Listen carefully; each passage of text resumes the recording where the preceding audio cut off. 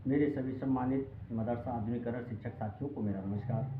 मैं पंकज मिश्रा, मदरसा आधुनिक शिक्षक। दोस्तों, जैसा कि आप जानते हैं कि मदरसा आधुनिकरण शिक्षकों की समस्या इसमें काफ़ी गंभीर विषय बना। उसके समाधान के लिए लगातार प्रयास किया जा रहा है। वो प्रयास अभी सफल नहीं हो पाया है और उस प्रयास को असफल करने के लिए हमारे बीच के आस्तीन के सांप इस समय पुरजोर कोशिश कर रहे हैं कि हम लोगों की समस्या का समाधान जल्दी ना हो पाए, क्योंकि उन्होंने 2027 का टारगेट सेट कर रखा है और वो चाहते हैं कि 2027 से पहले भारतीय जनता पार्टी के नेतृत्व में और भारतीय जनता पार्टी की सत्ता रहते हुए मदरसा की कोई बात ना हो।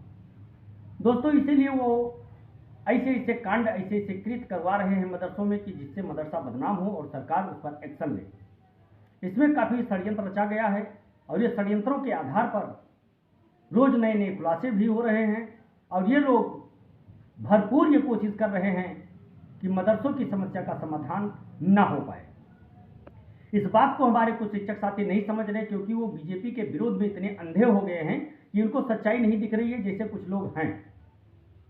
कुछ लोग हैं जिन्होंने एक आज ग्रुप पर चंदन वर्मा के पोस्ट पर उन्होंने एक कमेंट किया और उन्होंने उनको अंधभक्ति का प्रमाण पत्र दे दिया।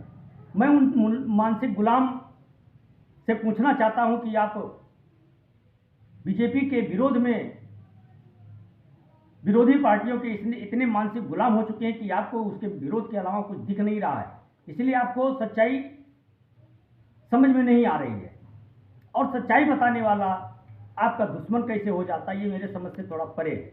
अगर देशभक्ति दिखाई जाए तो वो आपका दुश्मन हो गया, अगर सच्चाई बता दी जाए आपका दुश्मन हो गया, आपके खिलाफ हो गया। आपका एजेंडा क्या है, क्या चाहते हैं आप लोग? कुछ ऐसे लोग हैं जिनके वजह से पूरे मुसलमान कौम को इन लोगों ने बदनाम करके रख दिया है। मदरसा आधुनिकरण शिक्षकों की जिंदगी को इन लोगों ने नरक बनाने में अहम भूमिका निभाई और आज इन लोगों को, हमको लगता है, कहीं ना कहीं से फंडिंग हो रही है और फंडिंग करके ये लोग मदरसे को बदनाम करने का प्रयास कर रहे हैं। कुछ ही लोग हैं, कुछ ही लोगों की वजह से ऐसे ऐसे कृत्य मदरसों में होते हैं और वो पकड़े जाते हैं और जब वो पकड़े जाते हैं तो आगे उस पर कार्रवाई होती है। मेरे दोस्त, ऐसे लोगों का बहिष्कार करो। मैं कहता आ रहा हूं, ये आपके सगे नहीं हो सकते। ये कौम के नाम पर आपको भड़काएंगे और काम अपना करेंगे, बिल्डिंग अपनी बनवाएंगे, अपने बच्चों को ये अच्छे अच्छे बढ़िया बढ़िया स्कूलों में पढ़ाएंगे, आपको भड़काएंगे, भड़का करके आपके ऊपर मुकदमे लदवाएंगे, आपके बच्चों के ऊपर मुकदमे लदवाएंगे, उनकी ज़िंदगी को बर्बाद करेंगे। उसके बाद में ये आपके घर जाएंगे और अपनी संवेदना व्यक्त करेंगे, 1000, 2000, 4000, 10,000, 50,000 रुपये की मदद करेंगे। उसके बाद आपका पुरता हाल कोई नहीं होगा और ना ये कभी हाल चाल आपका पूछने आएंगे। ऐसे लोगों से दूरी बनाओ और इनको मुंहतोड़ जवाब दो, और जब तक आप जवाब नहीं दोगे तब तक ये लोग अपनी हरकतों से बाज नहीं आएंगे। दोस्तों, हमारी स्कीम बंद करने में सरकार तो दोषी है ही है, उसमें कोई दो राय नहीं है, लेकिन 40% अहम भूमिका इन षड्यंत्रकारियों की है, जिन्होंने मदरसे को अपना अड्डा बनाया, राजनीति करने का जरिया बनाया और मदरसे को लेकर के इन लोगों ने राजनीति किया और इस राजनीति का परिणाम यह हुआ कि आज मदरसा आधुनिकरण शिक्षकों की स्कीम अर्थ से, फर्श से धरातल में चली गई। मेरे दोस्त, इस बातों को समझना होगा और हमारे पैरोकार केवल एक ही है, माननीय दानिश आजाद अंसारी साहब, और वो लगातार कोशिश कर रहे हैं।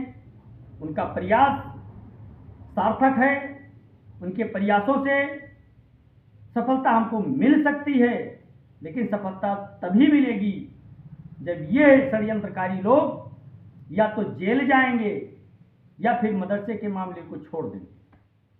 मुझसे कहा गया कि आप मदरसों का वीडियो न बनाएं, उसमें हस्तक्षेप न करें, हमारे कौम की बात है।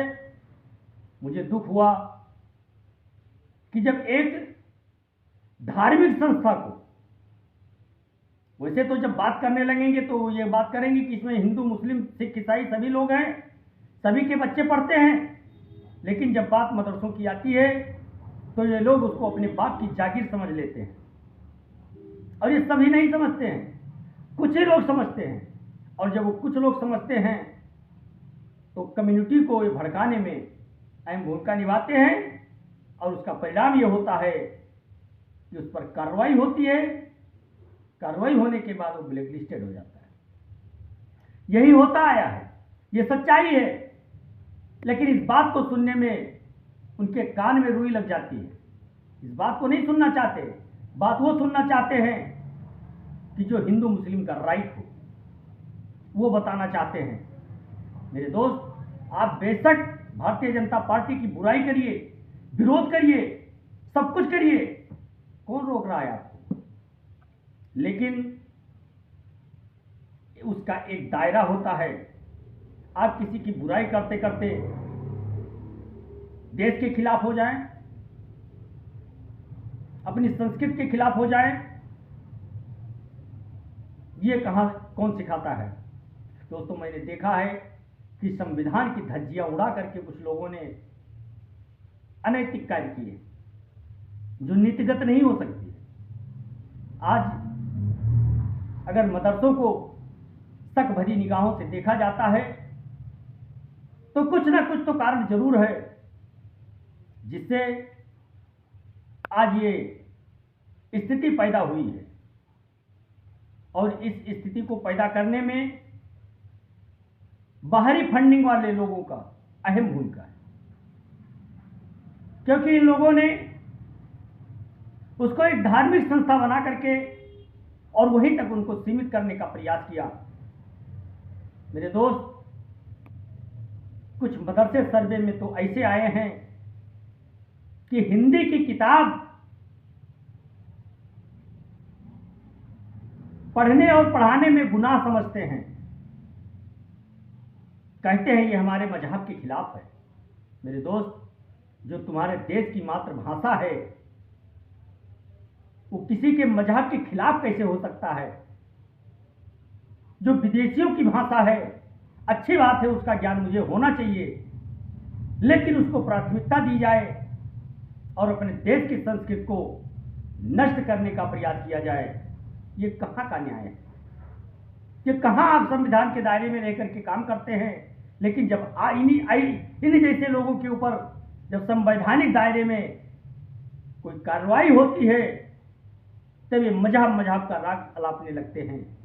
ये ऐसे लोग हैं जो किसी के सगे नहीं हैं, कोई ऐसा सगा नहीं जिसको इन लोगों ने डसा नहीं। मेरे दोस्त, आज इन्हीं का परिणाम है कि आज मदरसा आधुनिकीकरण शिक्षक, चाहे उसमें हिंदू पढ़ा रहा हो, चाहे मुस्लिम पढ़ा रहा हो, चाहे सिख पढ़ा रहा हो, चाहे ईसाई पढ़ा रहा हो, चाहे जो कोई भी पढ़ा रहा हो, इन लोगों ने जम करके विरोध किया है। और आज मदरसा आधुनिकीकरण शिक्षक कहीं का नहीं रह गया। मैं केवल सरकार को दोषी नहीं मानूंगा, सरकार के साथ साथ इन लोगों का इसमें अहम हाथ है। मेरे दोस्त, जब आप एक विशेष पार्टी के बैनर तले चले जाओगे, खुदा न खास्ता अगर वो पार्टी सत्ता में नहीं है, हालांकि ऐसा नहीं होना चाहिए, क्योंकि जो कोई भी सत्ता में है उसके लिए सभी लोग सामान्य होते हैं, बराबर होते हैं। लेकिन जब ये लोग षड्यंत्रकारी लोग जो एक पार्टी विशेष के मानसिक गुलाम हो जाते हैं और विपक्ष की जब सरकार बन जाती है तो वो भी सोचते हैं कि पहले हम उनका भला करेंगे जो मेरे साथ था। यही एक कारण है, क्योंकि आप लोग वोट बैंक बनते आए हैं और वोट बैंक का नतीजा है कि आप कहीं के नहीं रह गए, कोई आपको पूछने वाला नहीं आज के जमाने में। और उसका मेन कारण है मुट्ठी भर लोगों ने आपको भड़काया, आप उनकी बातों में आ गए। आपने देखा होगा तमाम नौजवान या तो आज जेल में है या उनके ऊपर मुकदमे लदे हुए हैं, उनकी जिंदगी तबाह हो गई। और वो शक के दायरे में आ गए मेरे दोस्त। इसलिए कोई ऐसा कार्य न करें जिससे आपके ऊपर संकट का बादल और ज्यादा गहरा मंडराने लगे। मेरे दोस्त, मैं बार बार ये कहता हूं कि जिस थाली में खाओ उस थाली में छेद मत करो। अब इसमें मुझे कुछ लोग कहेंगे कि आपकी देशभक्ति दिखावे की है, कुछ लोग कहेंगे आप भारतीय जनता पार्टी के प्रवक्ता हैं, तो अगर देशभक्ति भारतीय जनता पार्टी की प्रवक्ता मुझे बनाती है तो मैं वो देशभक्ति करता रहूंगा। लेकिन इतना ध्यान रखना कि ये मेरी एक एक बात जो जो मैं कहता आया हूं अभी तक वही सत्य होता आया है। एक एक बात हमारी, इसको गांठ बांध लीजिए मेरे दोस्त। आने वाले दिनों में जो मैं देख रहा हूं, जो मैं सुन रहा हूं, जो मैं बता रहा हूं, सत्य वही होने वाला है मेरे दोस्त। अभी समय है, अभी इन बहुरूपियों के चक्कर को छोड़ दीजिए और अपनी लड़ाई लड़ने के लिए संवैधानिक दायरे में रह करके और आ जाइए मैदान में। मैं आपको गारंटी देता हूं कि आपकी लड़ाई को मजबूत बनाने का कार्य मैं करूंगा और आपको सफलता मैं अवश्य दिलाऊंगा मेरे दोस्त। लेकिन मेरी बातों पे उन लोगों को मिर्ची लगने लगती है जो अभी तक लूटते आए हैं इन मदरसा आधुनिकीकरण शिक्षकों को। एक मदरसा आधुनिकीकरण शिक्षक होने के नाते दिल के दर्द से आवाज निकलती है मेरे दोस्त कि आज 14-15 साल मैंने बिता दिया। ये 14-15 साल हमारे जिंदगी के अहम हिस्से का एक हिस्सा था जो चला गया। कुछ करने की उम्र थी, कुछ सोचने की उम्र थी, वो हमने गंवा दिया। तो अब जो कुछ बचा है उसको न गंवाया जाए, समय रहते हुए उस पर एक्शन लिया जाए। लेकिन ये लोग एक्शन नहीं लेने देते हैं मेरे भाई, इसलिए आज हम लोग इस नतीजे पर आकर के पहुंचे हैं।